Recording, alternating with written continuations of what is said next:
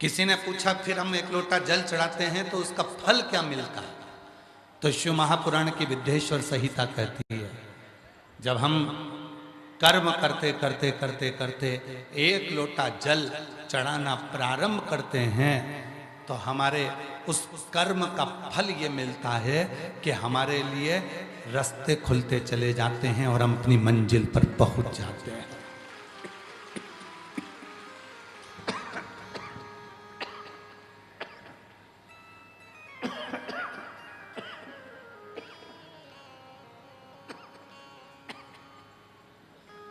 उस कर्म का फल ये मिलता है कि हम उसका मंजिल मिल जाते हैं।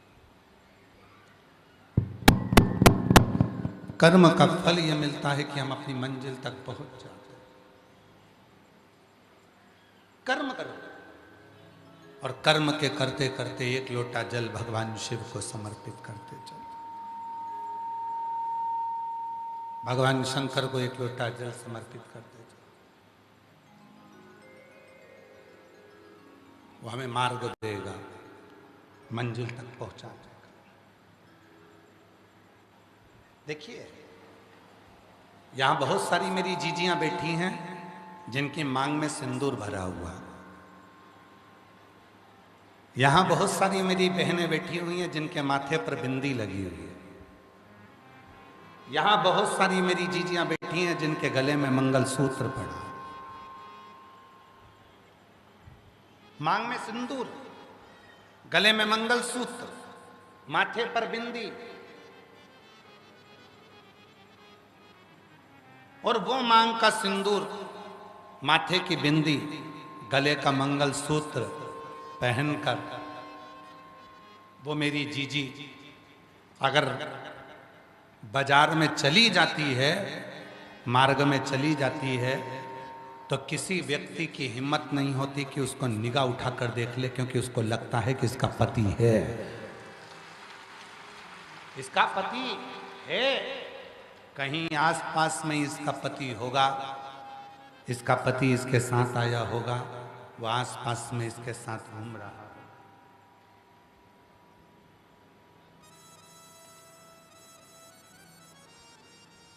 किसी की हिम्मत नहीं है कि कोई उसको ताना दे दे, कोई किसी की हिम्मत नहीं है कोई इस पर कमेंट्स कर दे, कोई उसको अपशब्द कह दे, कोई उसको ताना दे दे, कोई उसको कुछ शब्द कह दे। किसी की हिम्मत।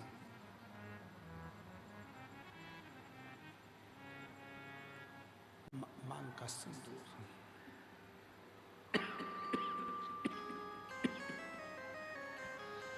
माथे की बिंदी, गले का मंगलसूत्र, तीन चीजें प्रत्येक शिव भक्त को धारण करना चाहिए। पहला, गले में रुद्राक्ष।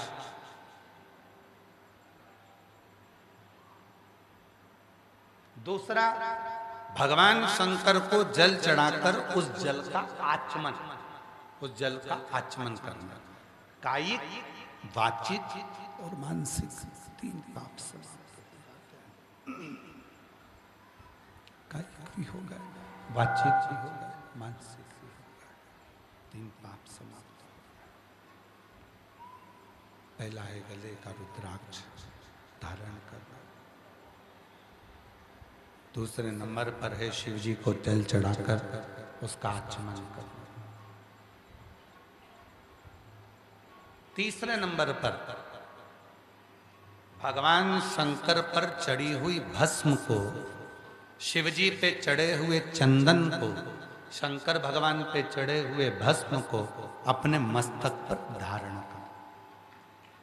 कई लोग उसे भस्म कहते हैं, कई लोग उसको भभूति कहते हैं, विभूति कहते हैं। शिव महापुराण भगवान शंकर की कथा वर्णन करती है कि शिवजी पे चढ़ी हुई भस्म को 5 नामों से जाना जाता है। कितने नाम है भस्म के? जम के बोलो जरा। 5 नाम। पहला, भगवान शंकर पर चढ़ी हुई भस्म को लोग विभूति भी कहते हैं। विभूति, विभूति का मतलब क्या होता है? ऐश्वर्य। विभूति का मतलब होता है ईश्वर।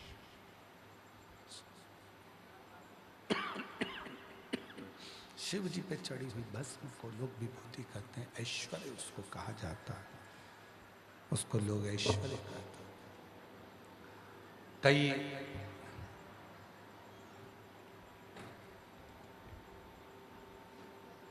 कई माताएं कहती हैं कि गुरुजी क्या महिला सिर पर भस्म लगा सकती है? क्यों नहीं? क्या बच्चे सिर पर भस्म लगा सकते हैं? क्यों नहीं? क्या कोई गृहस्थ आश्रम में रहने वाला, घर में रहने वाला कोई गृहस्थी क्या भस्म लगा सकता है? क्यों नहीं?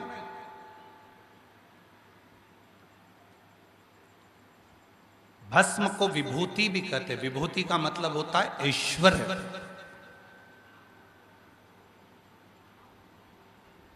जिसने भगवान शंकर पर चढ़ी हुई विभूति को, भस्म को मस्तक पर थोड़ा सा भी लगाया है, एक न एक दिन वो ऐश्वर्यवान बनकर ही रहता है, उसको ऐश्वर्यता प्राप्त होती है। विभूति का मतलब है ऐश्वर्यता, विभूति का मतलब है ऐश्वर्य।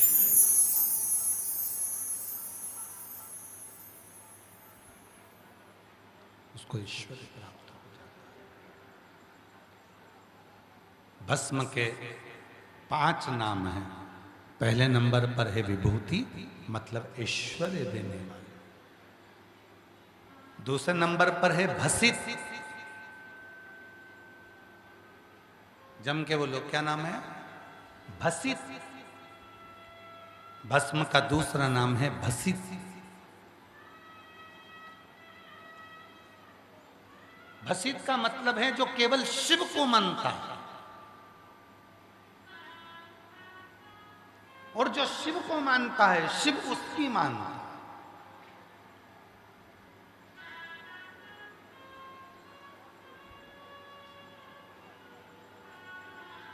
चलो एक सरल भाषा में समझिएगा। आप जिस मोहल्ले में रहते हो, आप जिस क्षेत्र में रहते हो, वहां के विधायक का नाम आपको मालूम होगा। अब आपके क्षेत्र में आपके विधायक की चलेगी कि दूसरे विधायक की चलेगी? जम के बोलो जरा। अरे जम के तो बोलो। अपने ही विधायक की चलेगी ना। आपके क्षेत्र में आपके कलेक्टर की चलेगी कि दूसरे कलेक्टर की चलेगी? जम के बोलो जल्दी से। अपने कलेक्टर। आपके क्षेत्र में आपके IG, DIG, commissioner, SP, SSP, SDM उनकी चलेगी कि दूसरे प्रदेश के आईजी, कमिश्नर, डीआईजी, एसपी दूसरे क्षेत्र के उनकी चलेगी? अपने क्षेत्र।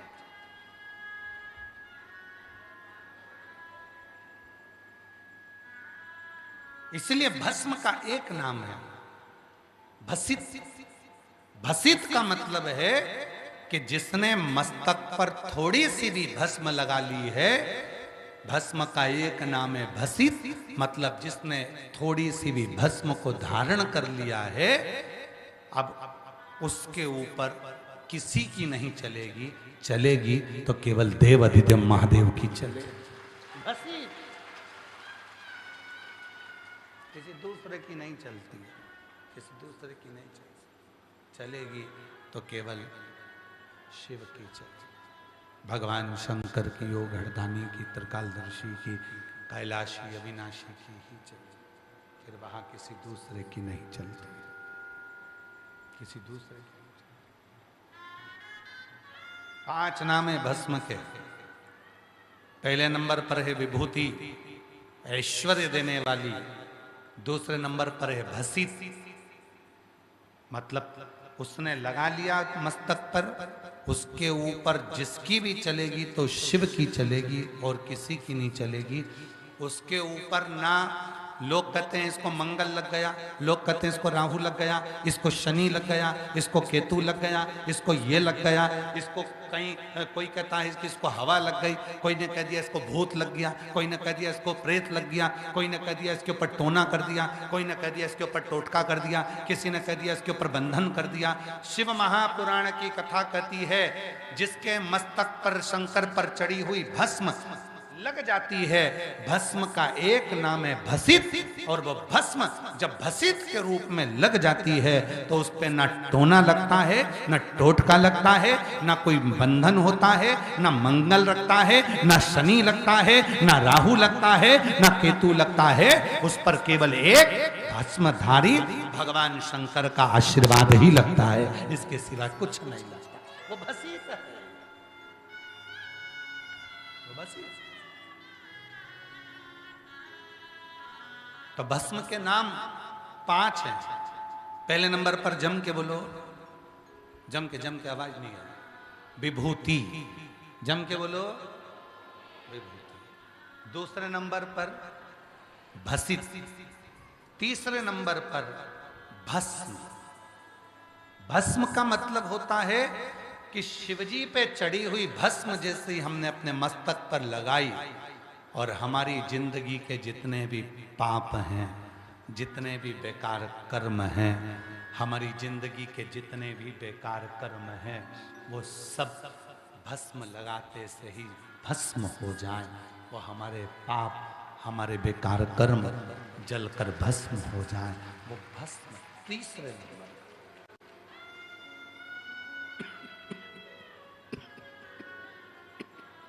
वो तीसरे नंबर भस्म। और भस्म का चौथा नाम है छार। अब 3 नाम आपको मालूम पड़ गए हैं। सभी लोग बोलेंगे भस्म के 5 नाम में से 3 नाम। पहला, सारे पंडाल में से आवाज आना चाहिए, पहला विभूति, दूसरे नंबर पर भसित और तीसरे नंबर पर भस्म। अब चौथा नाम आ रहा है भस्म का छार।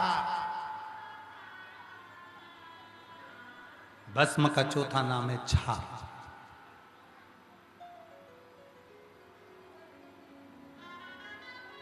जो विपदा आती है, आपदा आती है, जितनी विपदा, जितनी आपदा हमारे ऊपर आती है, अगर हमने भस्म छार मस्तक पर धारण कर कर रखी है तो हमारी आपदा, हमारी विपदा छार छार हो जाती है, समाप्त हो जाती है। उस भस्म का चौथा नाम छार। भस्म का चौथा नाम छार। आपदा को, विपदा को छार छार कर देना, आपदा को, विपदा को छारित कर देना, छार छार कर देना।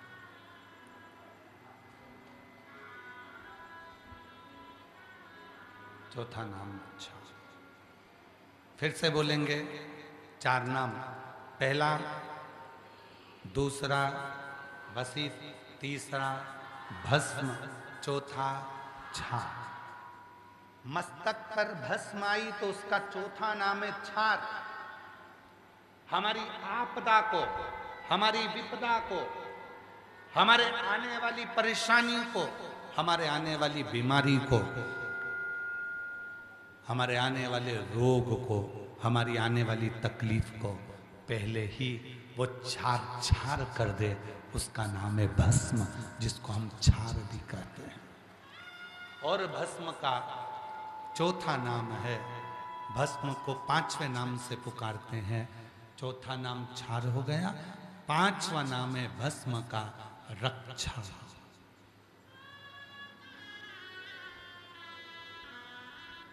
भस्म का 5वां नाम है रक्षा।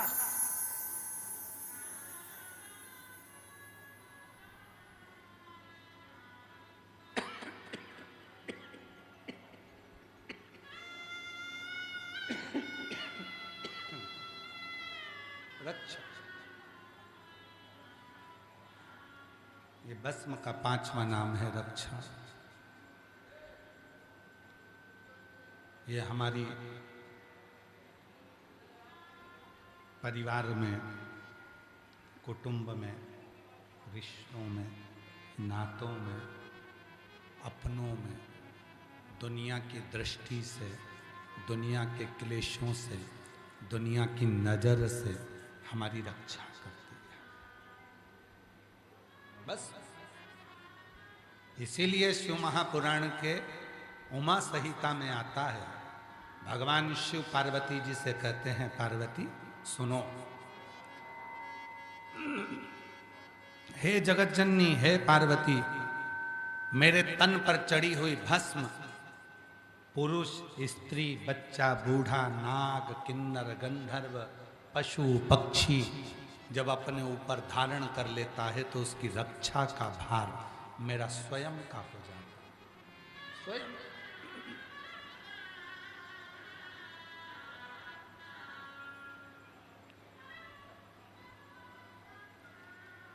कभी प्रयास करिएगा, बहुत सुंदर प्रसंग है उमा संहिता। कभी प्रयास करिए।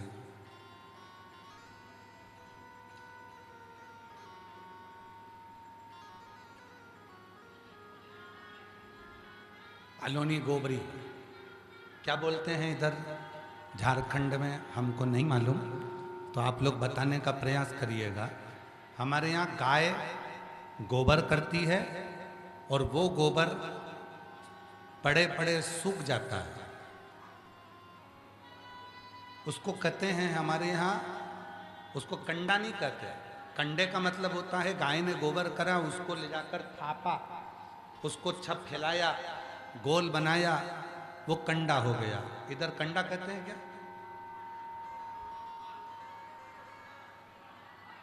लिख के भेजो जरा, लिख के भेजो।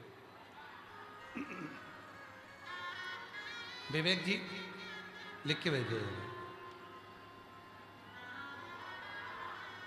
और वो भी लिख देना कि वो गाय गोबर करी और पड़े पड़े सूख गया, उस पे हाथ नहीं लगाया, उसको थापा नहीं है,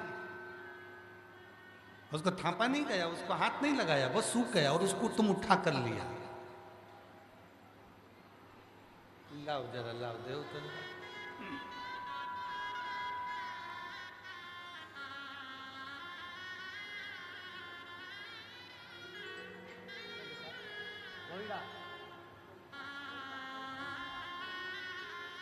गोईठा,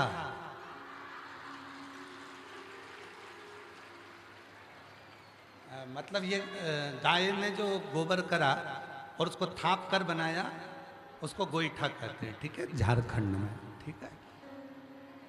और अब उसको अपन, जो गाय ने गोबर करा, उसको हाथ से थापा नहीं गया, पड़े पड़े सूख गया, तो उसको कह देंगे सूखा हुआ गोईठा, ठीक है, ठीक है। तो तुम लोगों को जल्दी समझ में आ जाएगा। अलोनी गोबरी, अलोना गोईठा, अलोना से मतलब है उसको हाथ नहीं लगाया, सूख गया, उठा कर लिया, उसको कहते हैं गोईठा, अलोना गोईठा।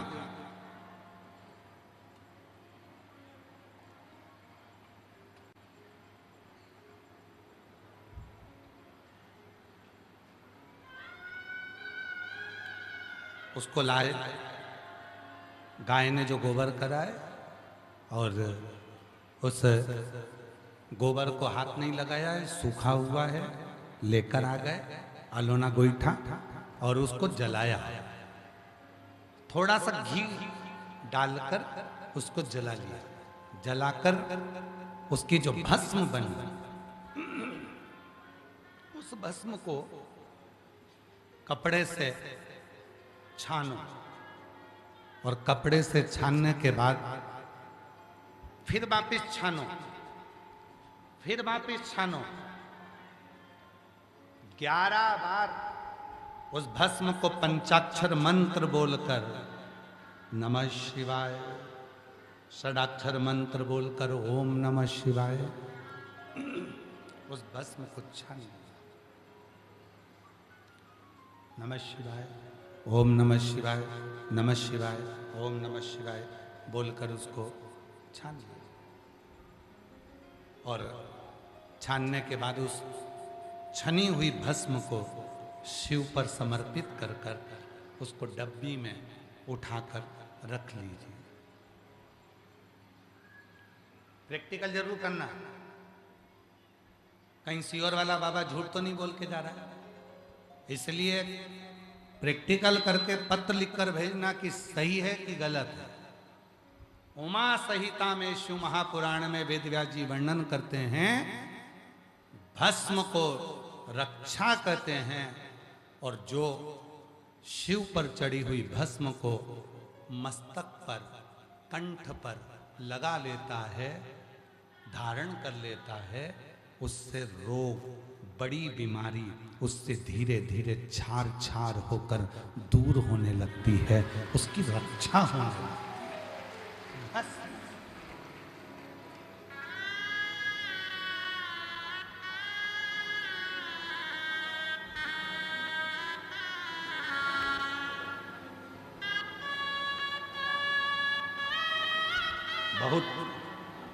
बहुत जिस स्त्री को, जिस पुरुष को, जिस नारी को, जिस बेटी को, जिस बेटे को, जिस माता को, जिस पिता को बहुत स्वप्न आते हैं, और गंदे गंदे स्वप्न आते हैं, गलत गलत विचार आते हैं, गलत सोच आती है, बार बार गलत विचार अपनी बुद्धि में आते जाते हैं, स्वप्न पे स्वप्न आते जाते हैं, रात भर सपने चलते हैं, सुबह तक उठो तब तक सपने दिखते रहते हैं। तो एक काम करो, शंकर भगवान पर भस्म चढ़ाने के बाद एक बेलपत्र भगवान शिव पर समर्पित करो और उस भस्म को वापिस उठा कर लेकर आ जाओ और उस भस्म को अपने कंठ पर लगाना प्रारंभ कर दो। स्वप्न आना बंद हो जाएंगे, रात्रि को नींद भी बाबा की कृपा से, नींद भी श्रेष्ठ। केवल कंठ पर लगाई गई भस्म भी हमें सुख का अनुभव करा देती, आनंद का अनुभव। शिव को चढ़ी हुई भस्म कंठ पर, मस्तिष्क पर लग जाती है, वही भस्म लगे लगे भी अगर रात को नींद आ जाती है, स्वप्न नहीं आ सकता। और नींद की गोली खाने वाली मेरी जीजियां भी नींद की गोली छोड़ देती हैं और उसको भरचक नींद आती है, बाबा की कृपा से, बाबा की गोद में। नींद के लिए हमने भगवान शंकर की 5 बेटियों का नाम बताया था, याद है आप लोगों को? जम के बोलो, साथ में बोलेंगे। शिव जी की 5 बेटियां, जया, विषहरा, श्यामली बारी, दौतली, देव। वारे झारखंड वालों, गजब है, आप लोगों को याद है? शिव जी की ये 5 लड़कियां ऐसी हैं जो हमें भगवान शिव की कृपा से, भगवान शंकर की करुणा से, शिव की शरणागति का सुख देकर हमको निंद्रा प्रदान करता।